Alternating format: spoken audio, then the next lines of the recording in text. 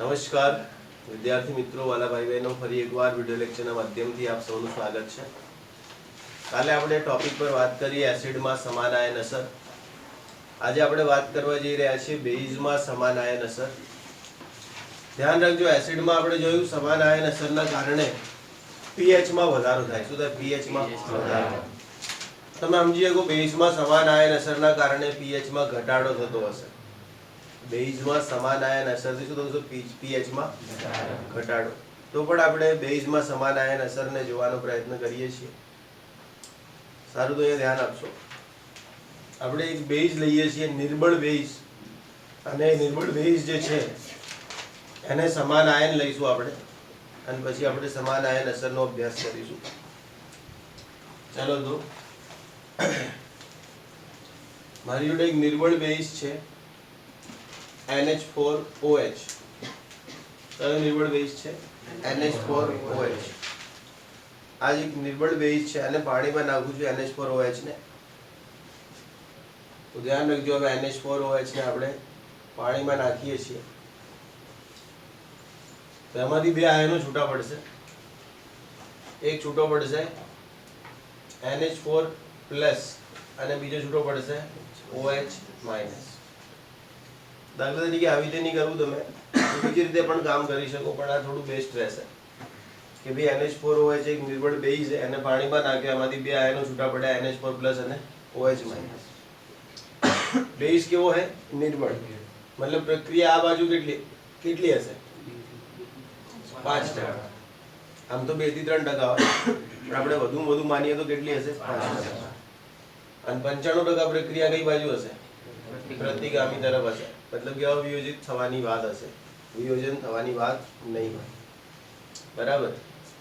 હવે અહીંયા OH minus ની કઈક સાંદ્રતા હશે, मतलब કે જેટલા OH માઇનસ ઉત્પન્ન થવા હશે એટલા થઈ ગયા હશે, એના પછી સંતુલન આવી ગયું હશે। मतलब કે વધારાના OH માઇનસ બનતા હશે નહીં। કેવું થતું હશે કે OH માઇનસ ભેગા થઈને NH4OH, OH માઇનસ ભેગા થઈને NH4OH આવું બનતું રહેશે। સમજ્યા કે નહીં? ચલો, હવે એટલે ધ્યાન રાખજો કે આની અંદર આપણે એક પ્રબળ વિદ્યુત વિભાજ્ય ઉમેરીએ છીએ જેનું નામ છે NH4Cl, એમોનિયમ ક્લોરાઇડ।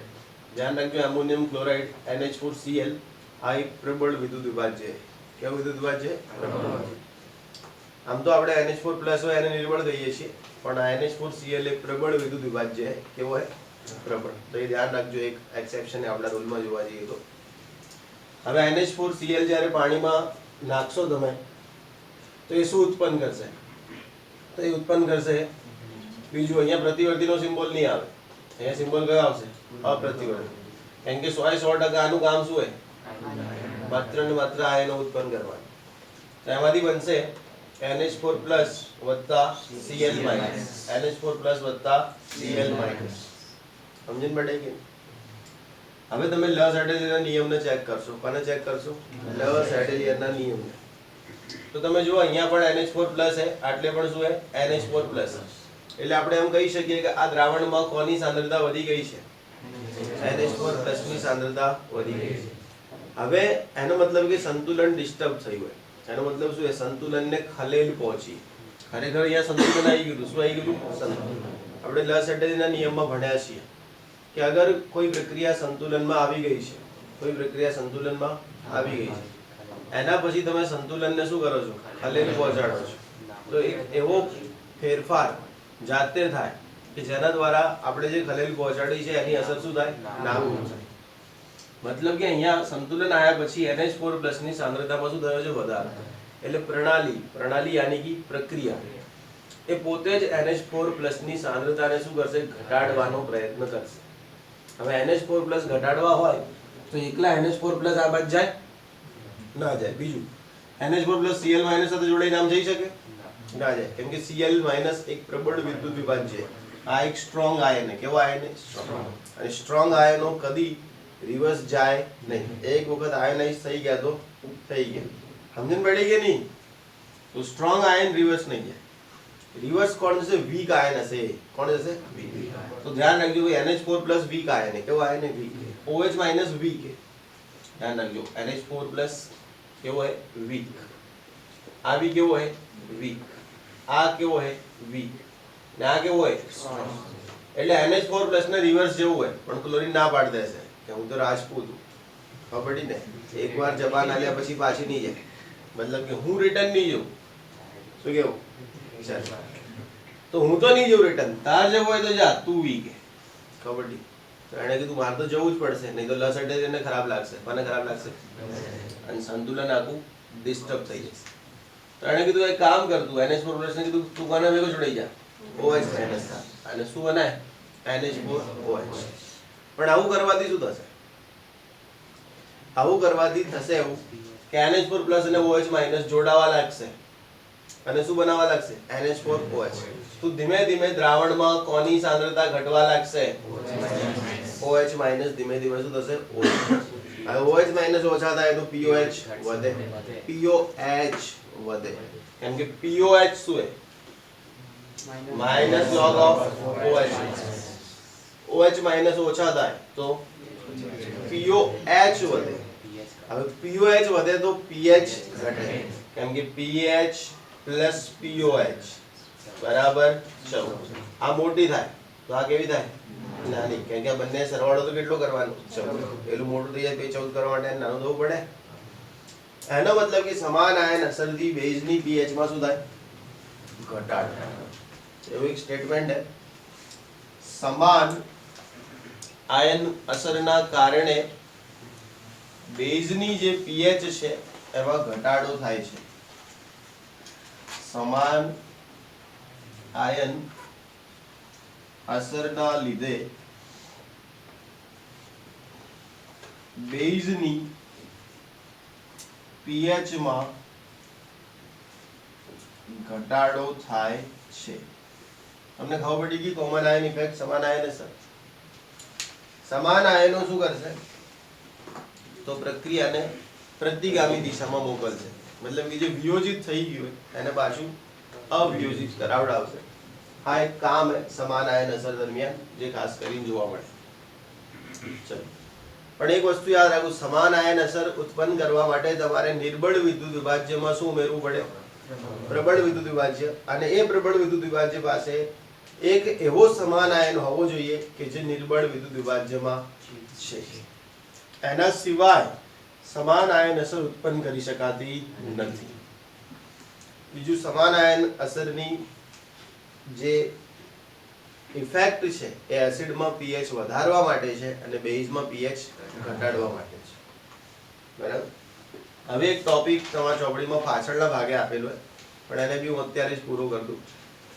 અને એ ટોપિકનું નામ છે ક્ષારમાં સમાન આયન અસર એમાં હે ક્ષાર આમ તો આપણે ક્ષારમાં સમાન આયન અસર છેલ્લે ભણવાની હોય પણ હવે વાત ચાલી જ રહી છે સમાન આયન અસરની સમજણ પડી ને મહેંદી લાગેલી જ છે હાથ ઉપર તો ફેરા ફર લઈએ બરાબર ચાલો ઓકે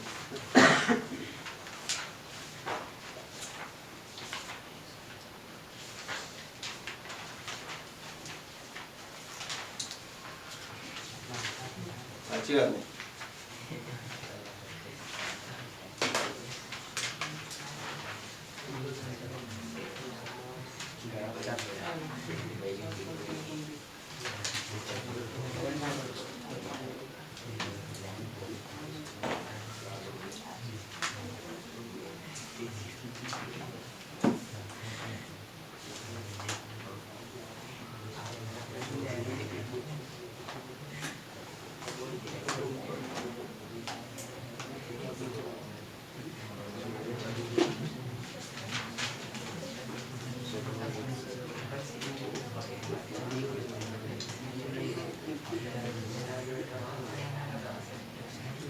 चलो बेटा ध्यान आपो છો ક્ષારમાં સમાન આયન અસર શું હે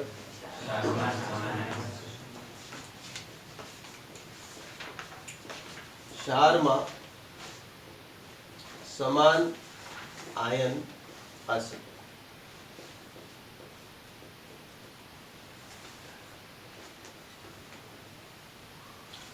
तो सिंपल टॉपिक है क्षाરમાં સમાન આયન અસર અહીંયા આપણને જે આપી ચોપડીમાં એ અલ્પ દ્રાવ્ય ક્ષારમાં સમાન આયન અસર આપણે જે ભણીએ છીએ એનું નામ શું છે અલ્પ દ્રાવ્ય ક્ષારમાં સમાન આયન અસર એવું નામ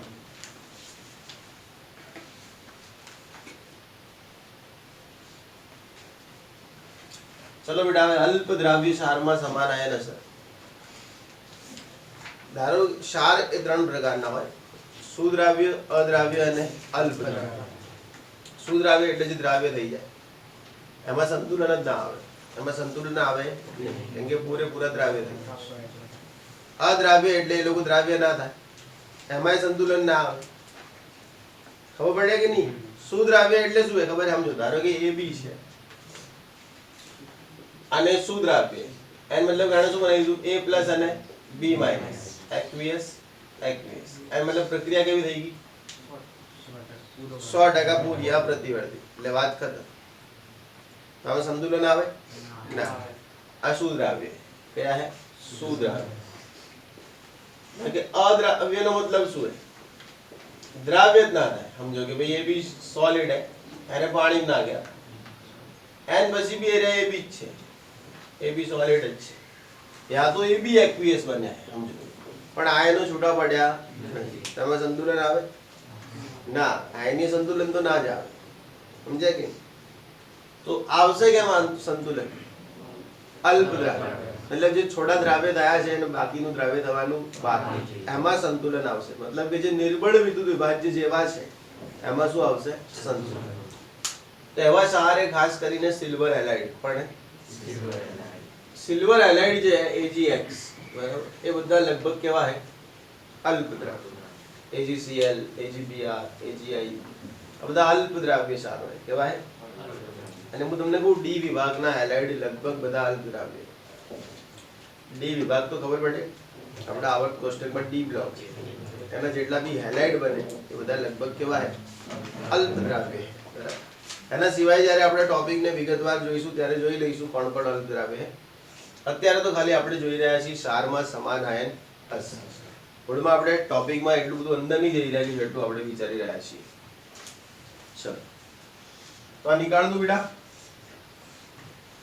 હવે ધ્યાન રાખજો, સમાન આયન અસર AgX બરાબર AgCl ના અંદર અહીંયા એક વસ્તુ, બે વસ્તુ વિશે વાત કરવાની છે. એક વાત આવશે KSP બરાબર. શું આવશે? KSP બરાબર. આને કહેવાય સોલ્યુબિલિટી પ્રોડક્ટ કોન્સ્ટન્ટ, એટલે ગુજરાતીમાં કહેવાય દ્રાવ્યતા ગુણાકાર અચળાંક. બરાબર. દ્રાવ્યતા ગુણાકાર અચળાંક. તો એક આવે QSP. શું આવે? QSP. હવે પ્રક્રિયા ભાગફળ આવતું ને આપણે જેવી રીતે KC એને બદલે આવતું QC, એવું ને એવું QSP.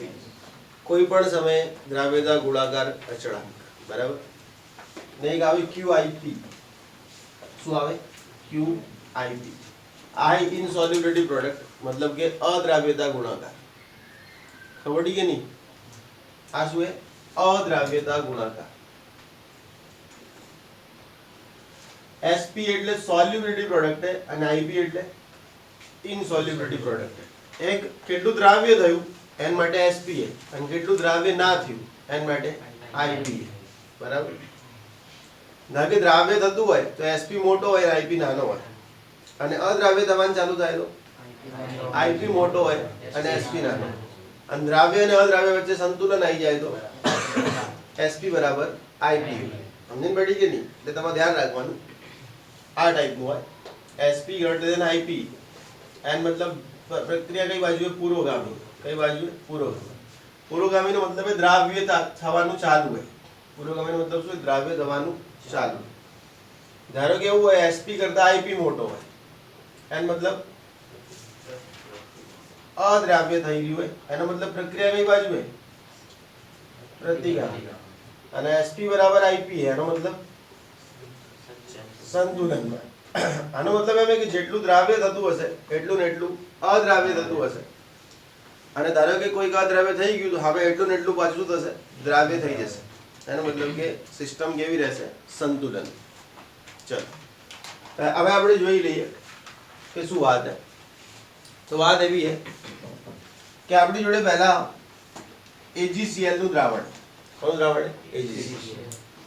AgCl નું દ્રાવણ है બરાબર, સોલિડ, એને આપણે નાખીએ છીએ પાણીમાં અને એ બનાવી રહ્યો એ Ag પ્લસ એક્વિયસ અને Cl માઇનસ એક્વિયસ. માની લો એને જેટલું દ્રાવ્ય થવું હતું એટલું એને દ્રાવ્ય થઈ ગયો અને બાકીનું શું એ અદ્રાવ્ય. આપણે અહીંયા લખતા નહીં 5-10 એવું કશું, મતલબ જેટલા ટકા દ્રાવ્ય થવું હતું એટલા ટકા થઈ ગયો અને બાકીનો કેવો છે અદ્રાવ્ય. અને માની લો પ્રક્રિયા સંતુલનમાં, પ્રક્રિયા સંતુલનમાં એનો અર્થ શું કે હવે ધારો કે આમાંથી જો એક Ag દ્રાવ્ય થયો તો આમે એક અદ્રાવ્ય થશે, મતલબ કે AgCl માંથી જો Ag પ્લસ અને Cl માઇનસ બનશે તો Ag પ્લસ અને Cl માઇનસ જોડાઈને ભાવ શું બનાવશે AgCl. મતલબ કે સિચ્યુએશન કઈ, મતલબ કે સિચ્યુએશન કઈ Sp બરાબર Ip. સમજીને પડે ને, સિચ્યુએશન એવી અત્યારે, મતલબ કે Sp Ip સરખા છે, ખબર પડી કે નહીં, QSP અને QIP બરાબર સરખા છે, KSP KIP કેવા છે સરખા, અને પ્રક્રિયા કેવી છે સંતુલન. હવે તમે સમાન આયન અસરનો પ્રભાવ જોવા માંગો છો. શું જોવા માંગો છો? સમાન આયન અસરનો પ્રભાવ. પ્રભાવ મતલબ એની ઇફેક્ટ, કે ભાઈ સમાન આયન અસરથી શું થઈ શકે. તો આપણે કોઈ સમાન આયન આમાં શું કરવો પડશે? ઉમેરવો પડશે. ચલો હવે હું આની અંદર મીઠું નાખી દઉં. શું નાખી દઉં? મીઠું, NaCl. ચલો સમજો, હવે NaCl તમે આની અંદર નાખો છો. NaCl કેવો વિદ્યુત વિભાજ્ય છે? NaCl કેવો વિદ્યુત વિભાજ્ય છે? પ્રબળ. ધ્યાન રાખજો, NaCl એક પ્રબળ વિદ્યુત વિભાજ્ય છે. NaCl કેવો વિદ્યુત વિભાજ્ય? પ્રબળ. એનું આયનીકરણ કેવું હશે? 100%. પૂરેપૂરું એનું શું થશે? આયનીકરણ. એટલે આમાં શું ઉત્પન્ન થશે? Na પ્લસ એક્વિયસ અને Cl માઇનસ એક્વિયસ. ચલો આ બધું એક ના એક દ્રાવણમાં જ છે. તમને શું લાગે સંતુલનને ખલેલ પહોંચશે? સંતુલનને ખલેલ પહોંચશે? હા પહોંચશે. કેમ કે અહીંયા શું થયું હોય? સમાન આયન અસર ઉત્પન્ન થઈ ચૂકી છે. તમારા દ્રાવણમાં કોની સાંદ્રતા વધી ગઈ છે? Cl માઇનસ ની સાંદ્રતા તમારા અંદર વધી ગઈ, મતલબ કે ઉત્પન્ન થઈ ગઈ છે સમાન આયન અસર, અને એના કારણે સંતુલનને શું થઈ ગઈ છે? ખલેલ. તો સંતુલન લસટરીના નિયમ મુજબ પોતાના ઉપર જે ખલેલ થઈ એને શું કરે? નાબૂદ કરવાનો પ્રયત્ન કરશે, મતલબ કે વધેલ Cl માઇનસ ની સાંદ્રતાને ઓછી કરવાનો પ્રયત્ન કરશે. એના માટે એને Cl માઇનસ સાથે જોડાઈને શું આપવું પડશે? અવિયોજિત, મતલબ કે દ્રાવણમાં Cl માઇનસ શું કરવા પડશે? ઓછા. તો એની જોડે ઓપ્શન है कि Cl માઇનસ કોણ ભેગો જોડાય? Ag સાથે, અને શું બનાવી દે? AgCl. એનો મતલબ એવો થયો કે દ્રાવ્ય AgCl ની સાંદ્રતા શું થઈ? ઘટવા લાગી છે, કેમ કે હવે Ag પ્લસ અને Cl ભેગા થઈને શું બનાવવા લાગ્યા છે? AgCl. એનો મતલબ કે AgCl ની દ્રાવ્યતા શું થઈ રહી છે? ઘટી રહી. એનો મતલબ કે તમે એવું કહી શકો કે Sp કરતા હવે કોણ મોટો થઈ ગયો છે? Ip. અને પ્રક્રિયા કઈ દિશામાં જવા લાગી છે? પ્રતિગામી દિશામાં. સમજણ પડી કે નહીં? તો આપણે એમ કહી શકીએ કે સમાન આયન અસરના કારણે અલ્પ દ્રાવ્ય ક્ષારોની દ્રાવ્યતામાં શું થયો? ઘટાડો થયો. તો આપણું સ્ટેટમેન્ટ એવું રહેશે, આપણું સ્ટેટમેન્ટ શું રહેશે? સમાન આયન અસરના પ્રભાવથી અલ્પ દ્રાવ્ય ક્ષારની દ્રાવ્યતામાં શું થાય છે? ઘટાડો થાય છે. તો આપણે ત્રણ જગ્યાએ શું ચેક કર્યું? સમાન આયન અસરનો પ્રભાવ. એસિડમાં સમાન આયન અસરનો પ્રભાવ, બેઝમાં સમાન આયન અસરનો પ્રભાવ, અને ક્ષારમાં સમાન આયન અસરનો પ્રભાવ. બરાબર, આવડી જશે સમાન આયન અસર. નંદિતમાં આપેલી ત્રણ થિયરીઓ તૈયાર કરી દેવાની. બરાબર, ચલો નીકાળ દો. તો આ હતું સમાન આયન અસર.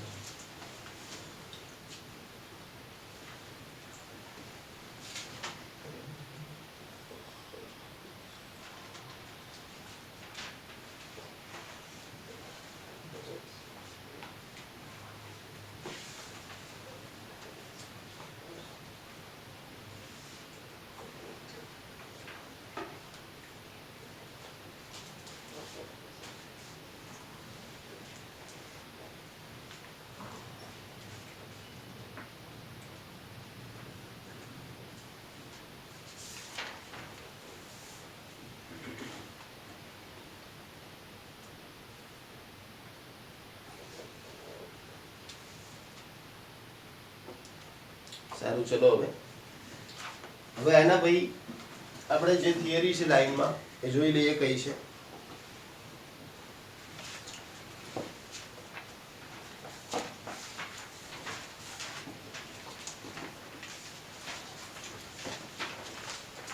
કે અને કેબી વચ્ચેનો સંબંધ તૈયાર કરી દેજો.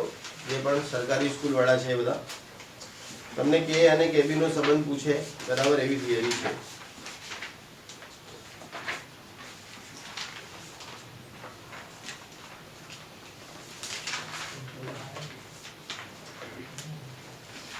સારું, હવે એક કે અને કેબી વચ્ચેનો જે સંબંધ હતો મેં તમને ભણાવી દીધો હતો. સંબંધ એવો હતો કે અને કેબી વચ્ચે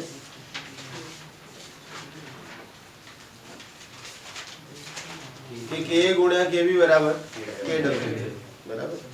ચલો,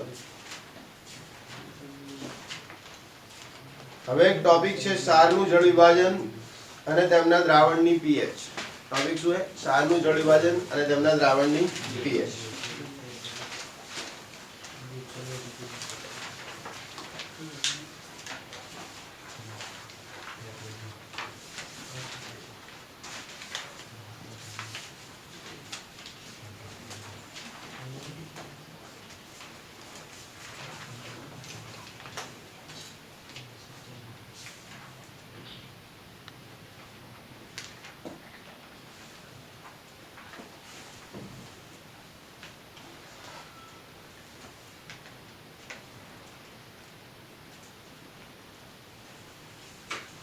એના ભાઈનો ટોપિક છે બફર દ્રાવણ.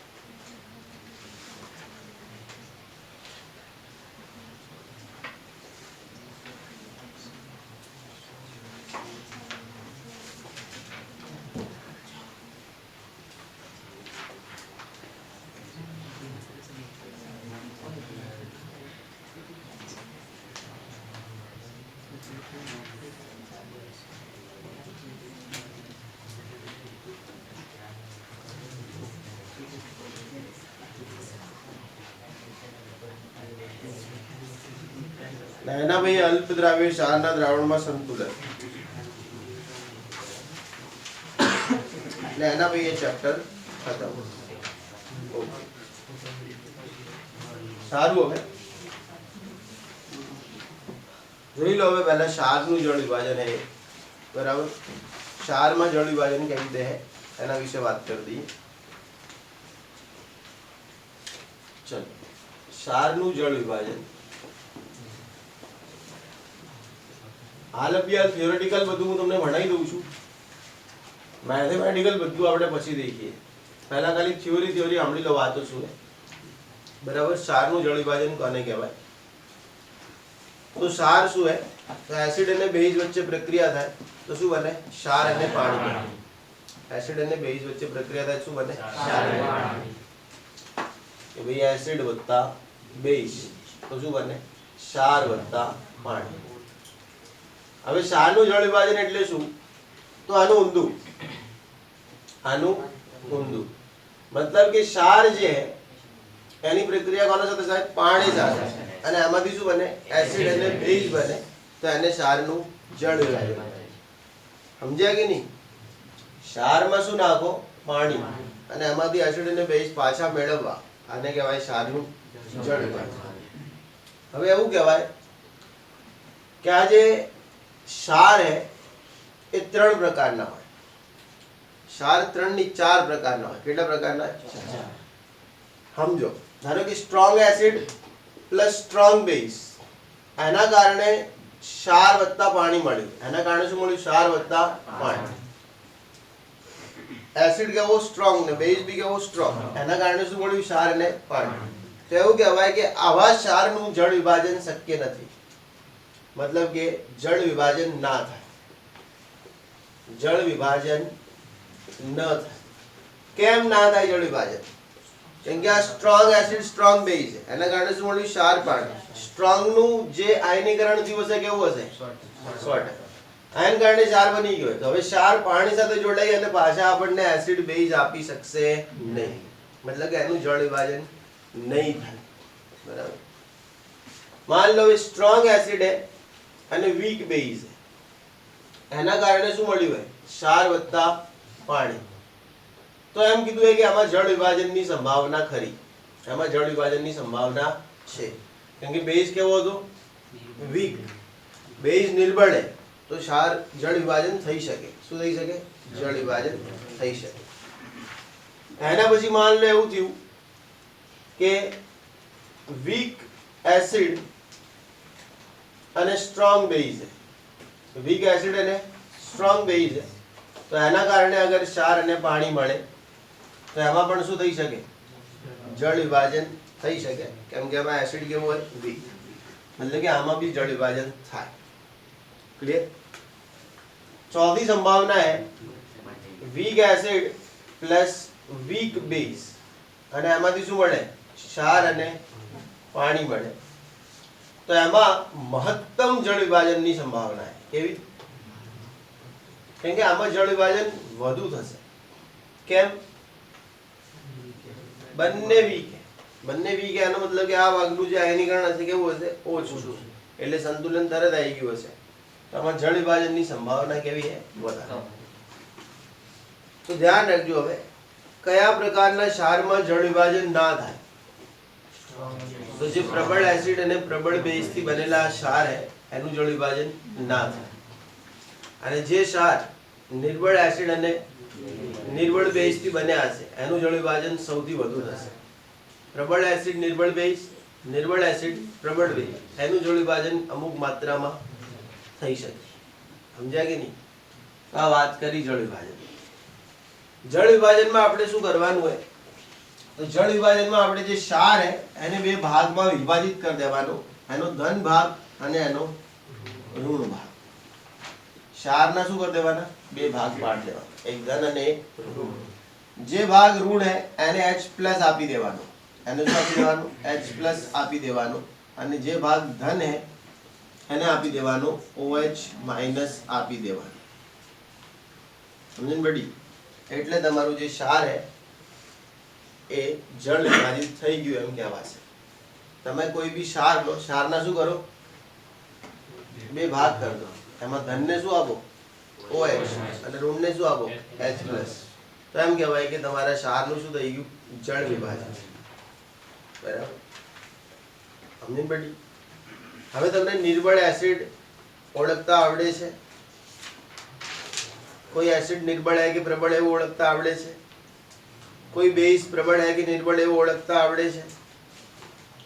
आवड़े છે तो ठीक, नहीं आवड़े तो હું સમજાવી દઉં. જો હવે એક તો મેં તમને એવું લખાયું નિર્બળ વિદ્યુત વિભાજ્ય કયા है, તો એ તમે જોઈ લો. નોટ્સમાં લખાઈ દો બેટા, તમે બી જોઈ લો. निर्बल विद्युत विभाज्य कया है? तो COOH, NH2, NH, N, CN, ROH, CO3-2. આ બધા નિર્બળ વિદ્યુત વિભાજ્ય. આ બધા શું है? NH4+, NH3, આ બધા કેવા है? નિર્બળ. બરાબર. આના સિવાય મેં વચ્ચે ભણાવતી વખતે તમને વાતો કરી કે ધારો કે તમારી જોડે બે है H2SO4 અને H2SO3. તો એમાં H2SO3 કેવો હશે? નિર્બળ. અને H2SO4 પ્રબળ. ધારો કે તમારી જોડે ચાર है HClO, HClO2, HClO3, HClO4.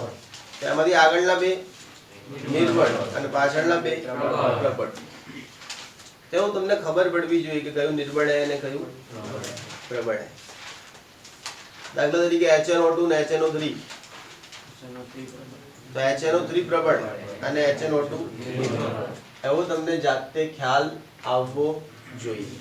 આવડી જશે. તો તમે ક્ષારના જળ વિભાજનમાં જલ્દીથી સમજી શકશો બધું. निकाल दो. चलो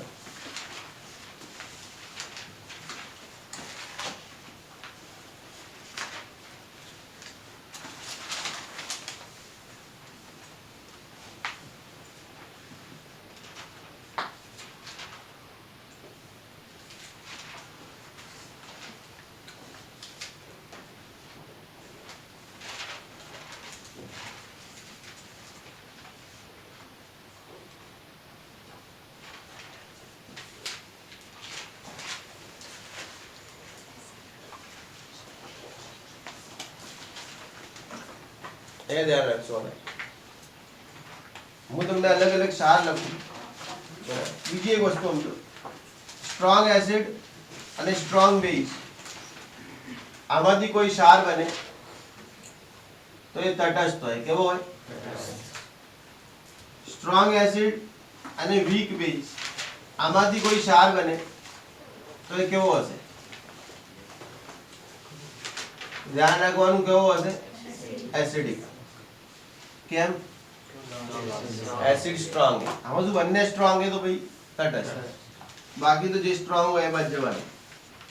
ચલો હવે વીક એસિડ અને સ્ટ્રોંગ બેઝ, તો ક્ષાર કેવો હશે?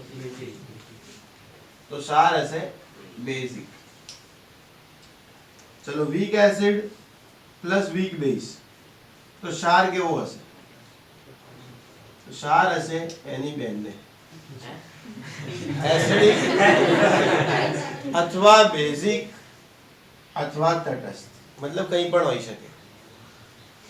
Week acid plus weak base, તો તમારો ક્ષાર ગમે તે હોઈ શકે, એસિડિક, બેઝિક અથવા તો તટસ્થ. સમજણ પડે કે નહીં? ક્લિયર? બીજું કે સ્ટ્રોંગ માંથી બન્યું હોય એનું શું નહીં થાય? જળ વિભાજન. ધ્યાન રાખજો, આમાં જળ વિભાજન નહીં થાય, બાકી બધા થશે. બીજું કે આનું પીએચ તમારે શોધવાની આવે તો 7 જ હોય. કારણ કે સ્ટ્રોંગ એસિડ અને સ્ટ્રોંગ બેઝ નો કોઈ ક્ષાર હોય તો એની પીએચ શોધવાની આવે તો 7 જ હોય. એટલે આનું કોઈ સૂત્ર જ નહીં આવે પીએચ શોધવાનું. માન લો સ્ટ્રોંગ એસિડ અને સ્ટ્રોંગ બેઝ નો કોઈ ક્ષાર એને કે પીએચ ગણો તો એક પણ સૂત્ર મૂક્યા વગર 7. પણ strong weak, weak strong, weak weak, એના અગર ક્ષારો હે તો તમારે એની પીએચ શું કરવી પડે? શોધવી પડે. એની પીએચ તમારે ગણવી પડે છે. સમજણ પડે કે નહીં? ચલો, અને એના સૂત્રો આવશે. એના શું આવશે? સૂત્રો આપણે જોઈ લઈશું. હાલ આપણે કેલ્ક્યુલેશન ભણતા નથી, અત્યારે માત્ર વાતો કેવી ચાલશે? થિયરેટિકલ. ચલો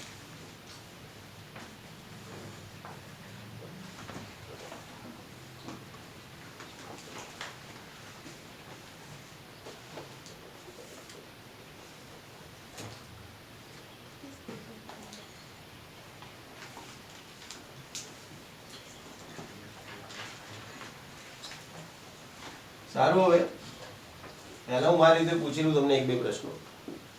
અને આવું આલ્યું હે KCl, આ એક ક્ષાર હે, બરાબર. બે પ્રશ્ન પૂછાય કે આનું જળ વિભાજન થશે કે નહીં અને આનો સ્વભાવ કેવો હોય. સ્વભાવ મતલબ એસિડિક, બેઝિક કે તટસ્થ. પહેલો પ્રશ્ન હે જળ વિભાજન થશે કે નહીં, અને બીજો પ્રશ્ન હે સ્વભાવ. હવે આના માટે મારે જાણવું પડશે આ કોનો દીકરો હે, મતલબ કે આના મા બાપ કોણ હે. શું જોવું પડશે? એના વગર ખબર પડે. તો એ માટે મેં તમને સમજાવ્યું કે પહેલા ક્ષારના બે ભાગ પાડો.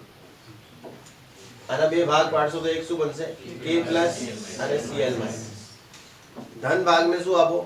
OH. ચલો ધનને OH આલ દો તો KOH, અને ઋણને H આલો તો શું હે? HCl. હવે देखो KOH કેવો બેઝ છે? પ્રબળ કે નિર્બળ? KOH કેવો है? प्रबल के निर्बल? प्रबल. કેવો है? તમે એમ કહો સાહેબ OH તો તમે નિર્બળમાં લખાયું હોય. મેં OH નહીં લખાયું નિર્બળમાં, મેં ROH લખાયું. અને એમ કીધું કે R નીકળીને ધાતુ આવી જાય તો પ્રબળ. એનો મતલબ કે એક પ્રબળ બેઝ છે. કોણ? કેવો હોય. HCl કેવો હોય? प्रबल एसिड. चलो प्रबल से प्रबल टकराए तटस्थ बन जाए. हमने तो है ना कि दो महावीर दो महाबली जब टकराए तो तटस्थ हो जाए. तो બે પ્રબળ ભેગા થશે તો તમને મળશે શું? તટસ્થ. બીજું, આ સ્ટ્રોંગ એસિડ અને સ્ટ્રોંગ બેઝ નો ક્ષાર છે, જળ વિભાજન થશે? ના થાય. રજવાડી ક્ષાર છે. કેવો? 100% રિએક્શન થઈ ગઈ. બરોબર ને? અને અભી રિટર્ન જશે પુષ્પરાજ. હે मैं चुकेगा हिस्सा. तो ये टाइप નું है 100%. ક્લિયર? સારો બીજો પ્રશ્ન. મારી જોડે NH4Cl है. नच फॉर काली. क्लियर? मैं नहीं नचना. NH4Cl कौन पुत्र है? कौन पुत्र है? एम कीधું अल्लाह होपारा. કોનો પુત્ર હે એટલે કયો એસિડ અને કયા બેઝ નો આ પુત્ર હે? એના ધન ને ઋણ આયન બહાર કાઢવાની નહીં કીધા. હા એવું બોલવાનું. मतलब આ પુત્ર હે NH4OH અને મહારાજ HCl એમનું આ પુત્ર હે.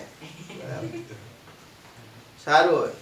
મહારાજ કેવાય પ્રબળ અને રાણી સાહેબા જોઈ લો. NH4+ કેમાં આવે? प्रबल में आवे कि निर्बल में? निर्बल है. NH4OH केवो है? निर्बल. तो आएगी निर्बल बेस. चलो હવે प्रबल एसिड वत्ता निर्बल बेस केवो आवશે? एसिडिक. तो महाराज નો પુત્ર કેવો है? एसिडिक. સમજાય કે નહીં? એસિડિક પુત્ર है. શું આનું જળ વિભાજન થશે? हाँ. चलो આનું જળ વિભાજન થાય તો શું બને? NH4Cl નું જળ વિભાજન થાય તો શું બને? हाँ એન બાપા જ બને ભાઈ. NH4OH વત્તા HCl. પડે કે નહીં ભાઈ? छोटा चेतन. હવે મારા જોડે CH3 કુના. भी काटो गुना है या पाप. चलो नाजायज औलाद है कौन? नहीं देखो CH3 गुना. तो आना पे आयनो बनसे Na+ અને CH3COO- ધનને શું આલો? OH એટલે આ થઈ જશે NaOH. ઋણને શું આપો? H એટલે શું થશે? CH3COOH. चलो अब एसिड के वो है? हैं महाराज पांडु है या? बराबर. पांडु रोग न दर्दी.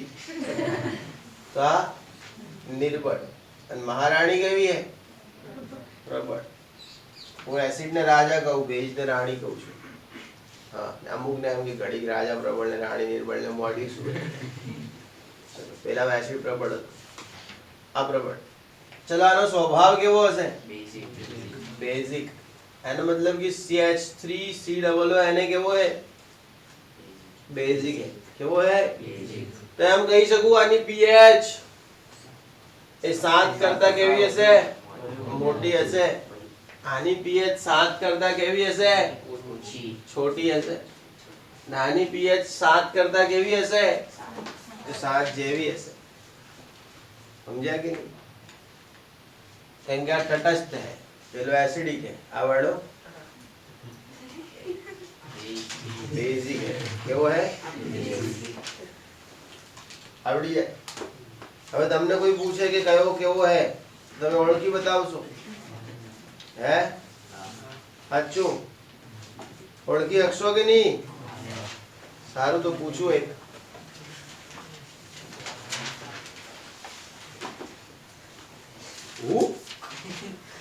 चलो वानर पुत्र नो स्वभाव केवो है? को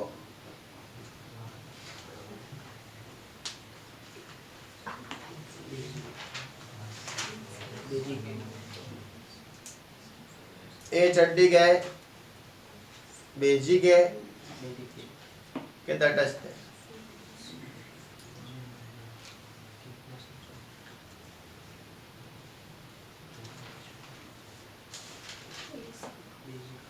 बेसिक है. क्यों है?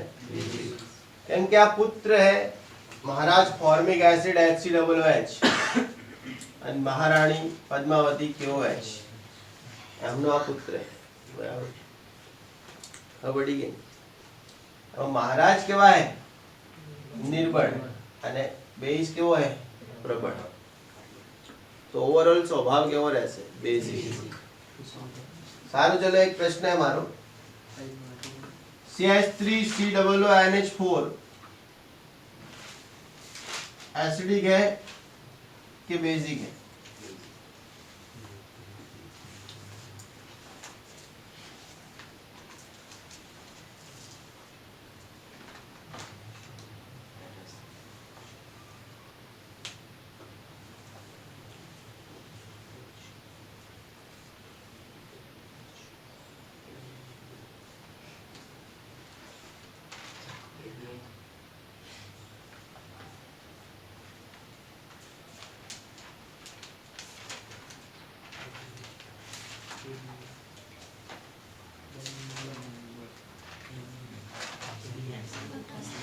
આનો જવાબ है ABN.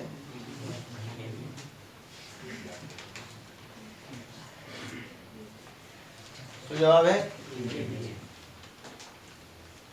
આવડે કે નહીં? કેમ કે આ બંને નિર્બળ है.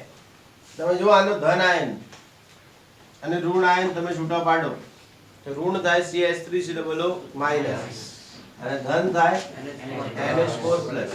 આને ચાલો, આને OH ચાલો તો NH4OH નિર્બળ બેઝ, CH3COOH નિર્બળ એસિડ, નિર્બળ નિર્બળ ABN. જો નિર્બળ નિર્બળ આ બંને નિર્બળ. ચલો ABN. તો તમે કહી નહીં શકો કે એસિડિક है કે બેઝિક है કે તટસ્થ. મતલબ તમારા માટે કાઠું એ કહેવું કે એસિડિક છે કે બેઝિક છે કે તટસ્થ છે. बताओ तो. चल आवड़ी जैसे आवड़े कि नहीं? चल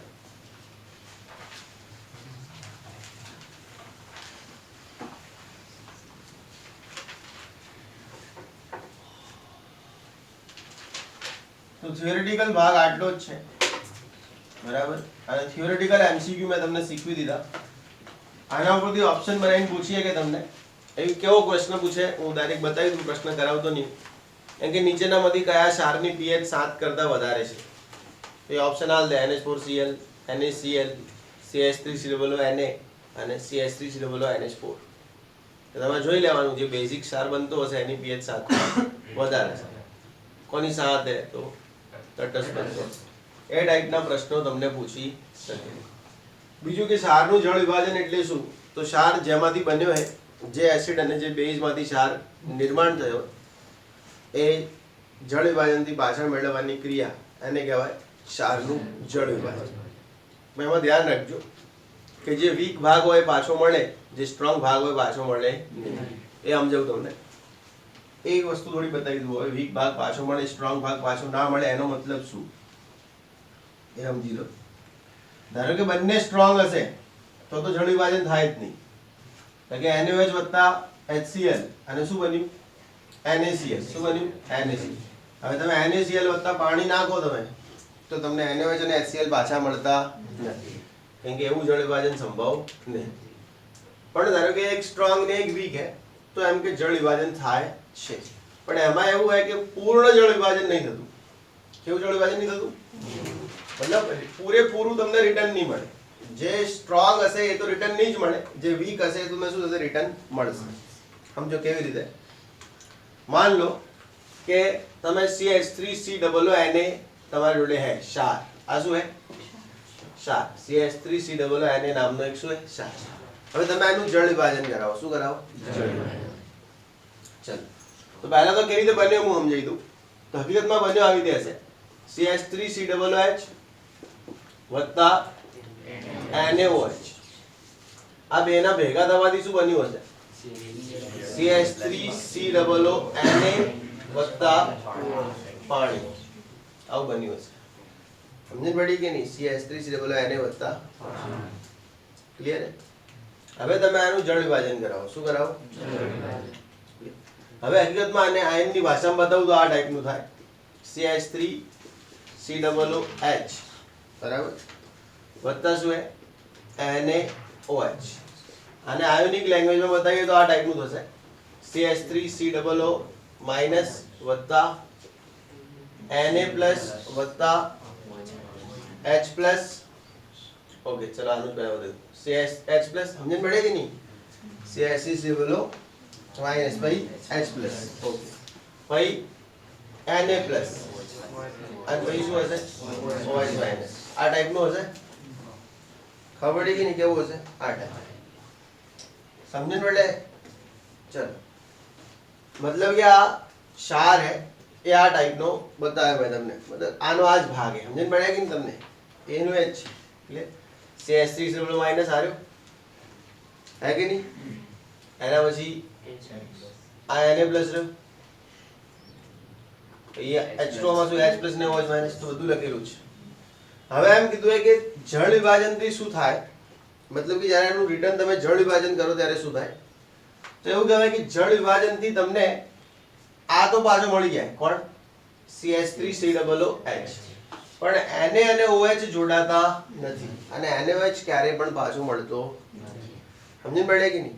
મતલબ એવું કહેવાય કે જળ વિભાજનથી આ તો તમને પાછો મળી જાય. મતલબ કે CH3O અને H એ તો શું થાય? જોડાઈ જાય. તમે શું કરો? જળ વિભાજન.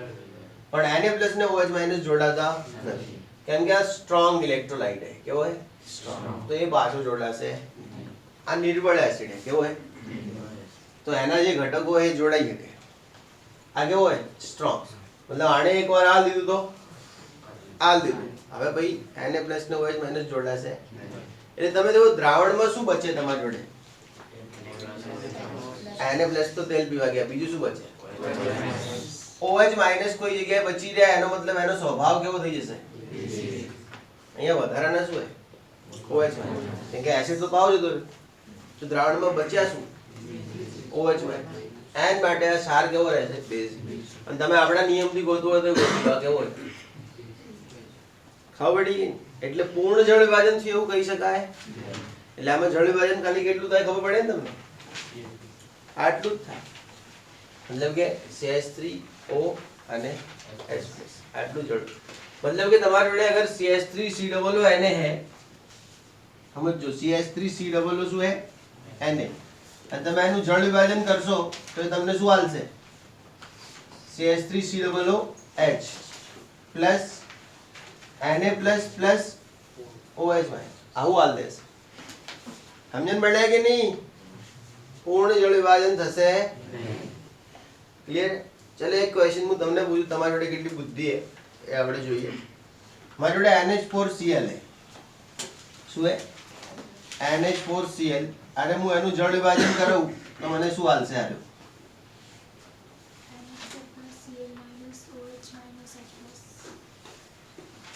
ખોટું હે આ તો બાકીના વિચારીને બોલી શકો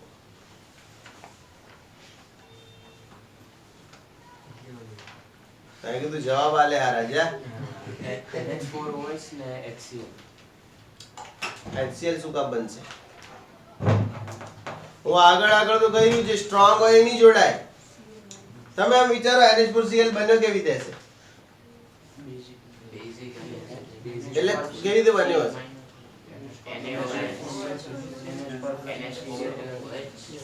NH4OH અને HCl આ બંનેમાંથી શું બન્યો હશે NH4Cl હવે આમાંથી પાછું કોણ મળશે જે નિર્બળ હશે પાછું મળશે પ્રબળ હોય પાછું મળે ના મળે તો તમે કેમ HCl બનાવી રહ્યા હો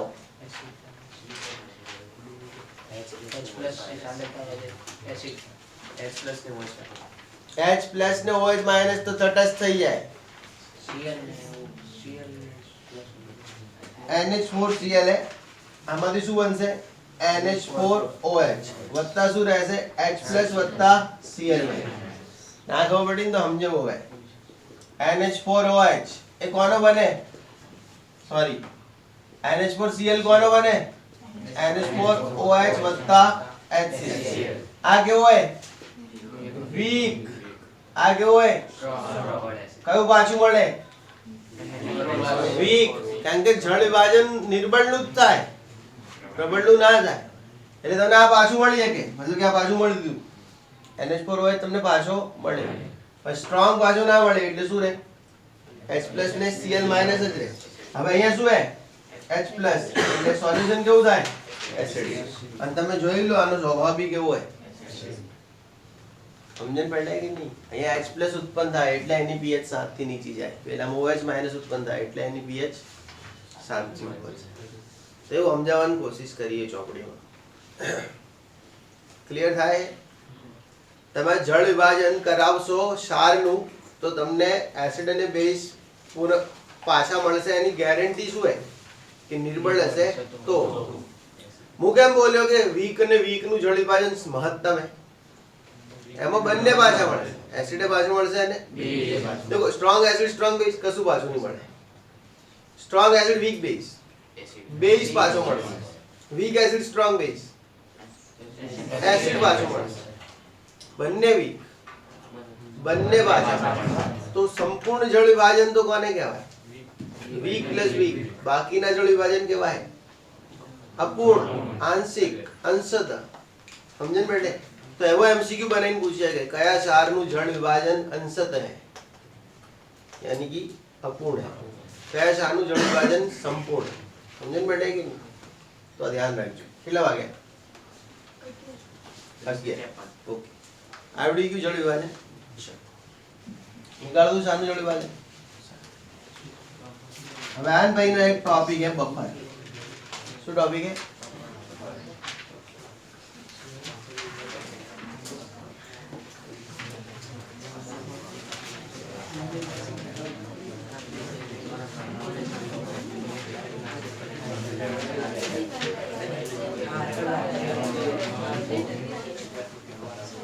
चलो आवाज नहीं.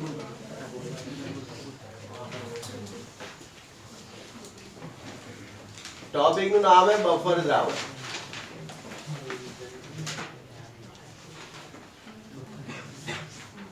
तो એવું એક શોર્ટકટ है મારી જોડે, જેની pH અફર उसका नाम बफर.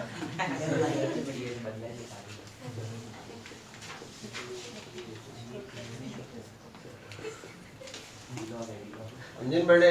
જેની pH અફર उसका नाम બફર. એટલે બફર દ્રાવણો એવા દ્રાવણો જે pH ના બદલાવનો પ્રતિકાર કરે છે. શું કરે છે? pH ના બદલાવનો પ્રતિકાર. એવા દ્રાવણોને બફર દ્રાવણો કહેવાય. આપણા લોહી જે આપણું છે, રુધિર, આપણું બ્લડ એક બફર દ્રાવણ છે. આપણા લોહીની pH 7.4 એટલી. હવે આપણે ઇન્જેક્શન લઈએ ધારો કે, તો લગભગ ઇન્જેક્શન લોહીમાં જ આપવામાં આવે. ખબર? આપણે વેક્સિન લીધી તો વેક્સિન કેમાં આપી? લોહીમાં જ આપી. તો આપણને જે પણ ઇન્જેક્શન અથવા વેક્સિન આપે એ કો તો એસિડિક કો તો બેઝિક હોતા હશે અને લોહી સાથે ભળે છે. તો ખરેખર તો લોહીની pH શું થાય? બદલાઈ જાય, કેમ કે એમાં એસિડ અથવા બેઝ નાખો તમે. પણ એવું થતું નથી. લોહીની pH જળવાયેલી રહે, કેમ કે લોહી શું હે? pH એટલે એવા દ્રાવણો કે જેમાં થોડી માત્રામાં એસિડ અથવા બેઝ ઉમેરવાથી એ પોતાની pH માં થતા ફેરફારનો શું કરે? પ્રતિકાર કરે, વિરોધ કરે. એવા દ્રાવણોને બફર દ્રાવણો કહે છે, જે પોતાની pH જાળવી રાખવાનો ગુણધર્મ ધરાવે છે. એવા દ્રાવણોને બફર દ્રાવણો કહે છે. તમે જેટલા સૌંદર્ય પ્રસાધન વાપરો છો, શું વાપરો છો? તો એ બધા બફર દ્રાવણો. કેમ કે બધાની ચામડી, બધાનો પરસેવો, એનામાંથી ઉત્પન્ન થતી એમિનો એસિડની ક્વોન્ટિટી, ક્વોલિટી બધું જુદું જુદું હોય. છતાં પણ સૌંદર્ય પ્રસાધનો બધા લોકો વાપરે છે, ખાસ કરીને બહેનો. અને એ આપણા સાથે કોઈ પ્રતિક્રિયા નથી આપતા બફર દ્રાવણો. એ આપણા ચામડીને કોઈ લોસ નહીં કરાવતા. તો એનું મતલબ શું હોય? એ દ્રાવણો કહેવાય બફર. ઘણા બધા જે ખોરાકના પદાર્થ હોય એ બી કેવા હોય? બફર. અમુક જે ખાદ્ય પદાર્થો એ પણ બફર ક્વોલિટીના હોય. પછી આપણે જે દવાઓ લઈએ છીએ, જે ઔષધો લઈએ છીએ, એ બધી કેવી હોય? બફર. સમજણ પડી કે નહીં? એટલે એમની પીએચ નો ફેરફાર કેવો રહે? નહીં હોય. કેમ કે આ બધાને શું હોય કે પીએચ ઉપર કામ કરવાનું. ધારો કે આપણી દવા હોય, જઠરની પેટને લગતી દવા હોય અથવા માથાને લગતી દવા હોય તો એની પીએચ ઉપર કામ કરતી હોય. હવે કોઈ કારણસર અગર એની પીએચમાં કોઈ ફેરફાર થઈ ગયો તો એ કામ નહીં કરી શકે. એટલે એના અંદર એવા કન્ટેન્ટ, એવા સંયોજનોનું મિશ્રણ કરીને ભેળવવામાં આવે કે જેથી એની પીએચ કેવી રહે?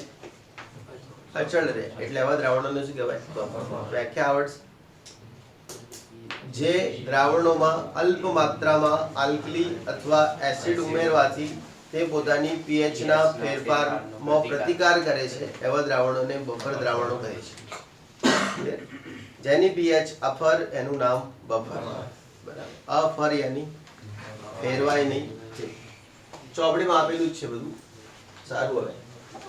હવે બફરના 3 પ્રકારો છે. એક है एसिडिक बफर. તમારા ચોપડીમાં કેટલા પ્રકાર આપ્યા? Acidic buffer. એના પછી બીજા है બેઝિક બફર. ત્રીજા કયા है? તટસ્થ है કે ઉભયગુણી? એસિડિક જ છે. અને ત્રીજા है તટસ્થ બફર. તો ધ્યાન રાખજો, બફરના 3 પ્રકારો है, એસિડિક, બેઝિક અને તટસ્થ. એસિડિક બફરની વ્યાખ્યા લખી દો. નિર્બળ એસિડ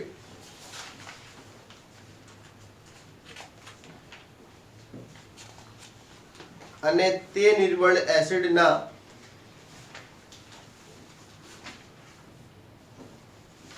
પ્રબળ બેઝ સાથેના ક્ષારનું મિશ્રણ. નિર્બળ એસિડ અને તે નિર્બળ એસિડનું તેના પ્રબળ બેઝના ક્ષાર સાથેનું મિશ્રણ.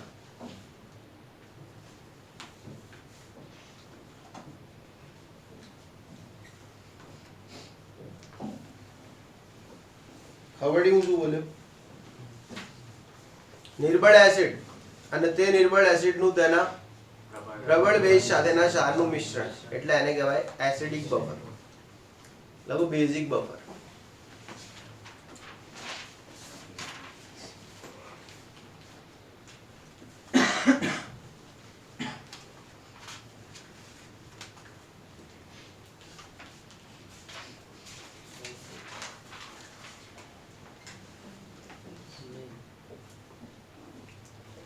નિર્બળ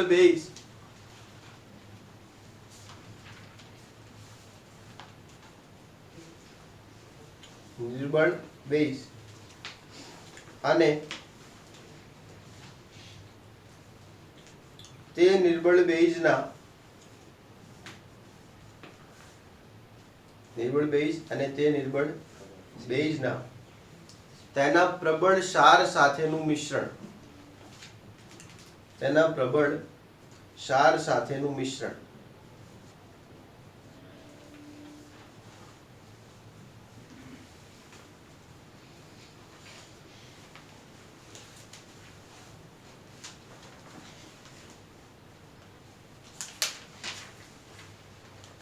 એટલે બેઝિક બફર. હવે લખો તટસ્થ બફર.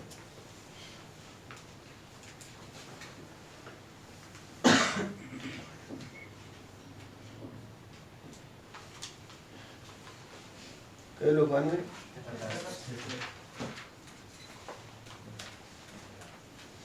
નિર્બળ એસિડ અને નિર્બળ બેઝનું મિશ્રણ એટલે તટસ્થ બફર.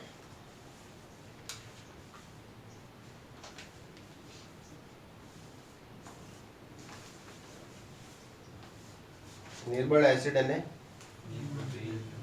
નિર્બળ બેઝનું મિશ્રણ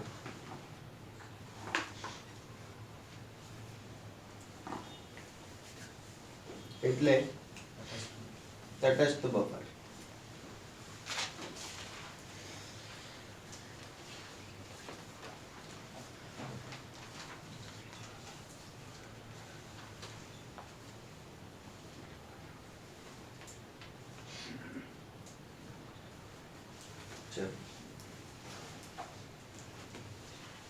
આવડી ઓકે સમજાઈ ગયું હવે કેવી રીતે પહેલા વ્યાખ્યા સમજો સિમ્પલ વ્યાખ્યા હે એસિડિક બફર એસિડિક બફરમાં નિર્બળ એસિડ લેવાનો એસિડ કેવો લેવાનો નિર્બળ ચલો નિર્બળ એસિડ તરીકે આપણે લઈ લઈએ CH3COOH શું લઈએ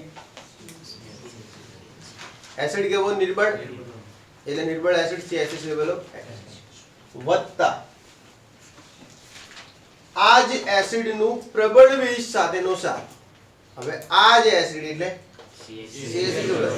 એનો પ્રબળ બેઝ સાથેનો સાર ચલો હવે કોઈ બી પ્રબળ બેઝ વિચારો સૌથી ઈઝી કે NaOH વિચારો શું વિચારો એટલે કે આપણે CH3COOH વત્તા શું વિચારો NaOH તો સાર કયો બને CH3COOH તો એ આના ભેગો નાખી દેવાનો મતલબ કે આને ભેગો શું નાખવાનો CH3COOH આ બેનું મિશ્રણ NH શું કહેવાય આવડ્યું નિર્બળ એસિડ પોતે અને આ જ નિર્બળ એસિડનો પ્રબળ બેઝ સાથેનો મિશ્રણ મતલબ ક્ષારનું મિશ્રણ એટલે શું કહેવાય એસિડિક બફર એસિડિક બફરની pH કેવી હશે 7 કરતા ઓછી એના pKa પણ કેવા હશે 7 કરતા ઓછો pH પણ 7 કરતા ઓછી અને pKa પણ 7 કરતા ઓછો આવડી ગયું ચલો બેઝિક બફર ચલો બેઝિક બફરમાં બેઝ કેવો જોઈશે અલા નિર્બળ જેવો બનાવવો હોય ને એમાં નિર્બળ એસિડિક બફરમાં એસિડ નિર્બળ બેઝિક બફરમાં બેઝ નિર્બળ સમજણ પડી કે નહીં ચલો હવે બેઝિક બફર આમાં બેઝ નિર્બળ લેવાનો બેઝ કેવો લેવાનો નિર્બળ એટલે તમારે શું લેવાનું NH4OH ચલો નિર્બળ બેઝ કયો હોય NH4OH અને નિર્બળ બેઝનો પ્રબળ એસિડ સાથેનો સાર ચલો પ્રબળ એસિડમાં HCl પસંદ કર દો કયો પસંદ કરો HCl ચલો આ નિર્બળ બેઝ અને પ્રબળ એસિડ કયો HCl કયો ક્ષાર બને NH4Cl ચલો અહીંયા લઈ લો કયો ક્ષાર NH4Cl તો NH4OH વત્તા NH4Cl મતલબ કે નિર્બળ બેઝ અને નિર્બળ બેઝનો પ્રબળ એસિડ સાથેનો ક્ષાર એટલે શું કહેવાય બેઝિક બફર શું કહેવાય બેઝિક બફર આની pH કેવી હશે 7 કરતા વધારે આવડે કે નહીં ચાલો એના પછી એ તટસ્થ બફર કયું બફર હે ચાલો તો આ તટસ્થ બફરમાં શું કરવાનું હોય તો એ ધ્યાન રાખજો તો નિર્બળ એસિડ અને નિર્બળ બેઝ એનું મિશ્રણ ક્ષાર બીજું કઈ નહીં નિર્બળ એસિડ એટલે CH3COOH અને નિર્બળ બેઝ એટલે NH4OH આનું મિશ્રણ અને શું કહેવાય તટસ્થ બફર આપણા લોહીમાં બફર દ્રાવણો હોય તમે જોઈ લેજો ભણવામાં આવશે બાયોલોજીમાં Na2H2PO4 ને આવા બધા બરાબર તો ધ્યાન રાખજો તટસ્થ બફર શું હોય તટસ્થ હવે એના પછી એક ટોપિક છે એસિડિક બફરની બનાવટ બેઝિક બફરની બનાવટ અને એ નહીં તટસ્થ બફરની બનાવટ નહીં એસિડિક બફરની બનાવટ અને બેઝિક બફરની બનાવટ અને એમની pH કેવી રીતે ગણી શકાય એના માટે હેન્ડરસન હેસલબેક સમીકરણ પણ એ અત્યારે આપણે જોતા નથી એ થોડું દાખલાવાળું થઈ જશે બધે દાખલા અત્યારે આપણે દાખલાવાળી વસ્તુમાં પડતા નથી ઓનલી એન્ડ ઓનલી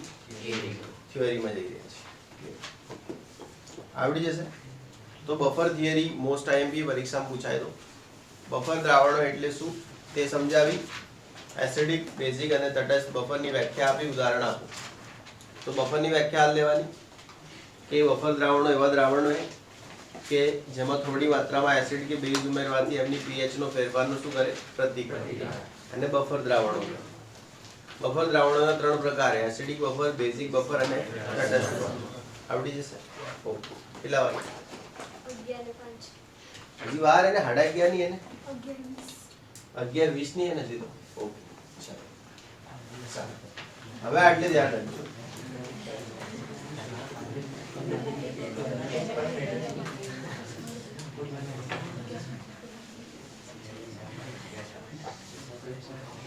સારું હવે એના પછી એક ટોપિક આલેલો નવનીતમાં બી આલેલો અને ચોપડીમાં બી આલેલું હું કહી દઉં સાંભળી લો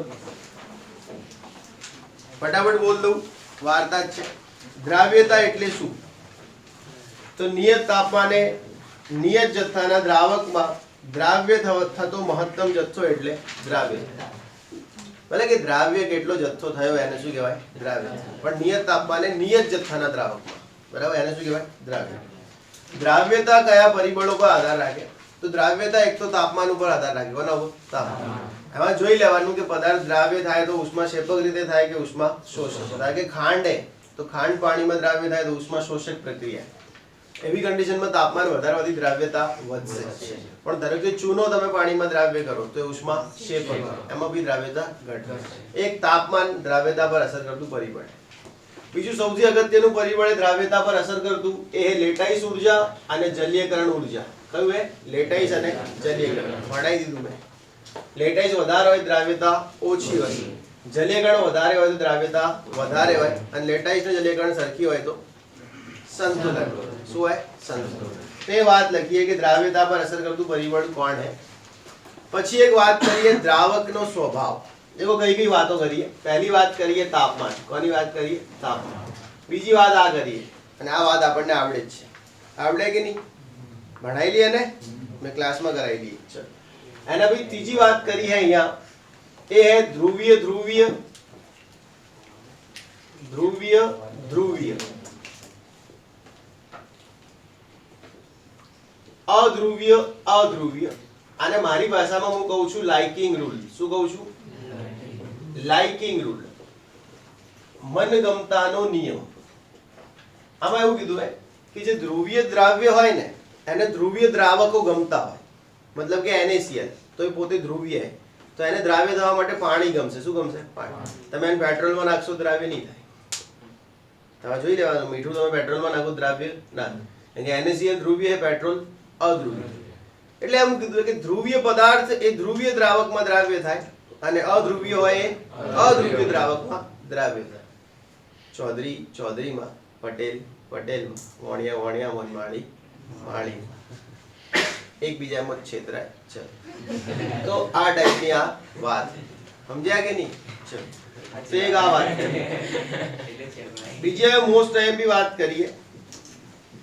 અલ્પ દ્રાવ્યતાને આધારે ત્રણ પ્રકારો પાડ્યા છે. કોના આધારે? દ્રાવ્યતાને આધારે ત્રણ પ્રકાર પાડ્યા છે. ચલો સમજાઈ દો દ્રાવ્યતાને આધારે કેવા ત્રણ પ્રકારો છે.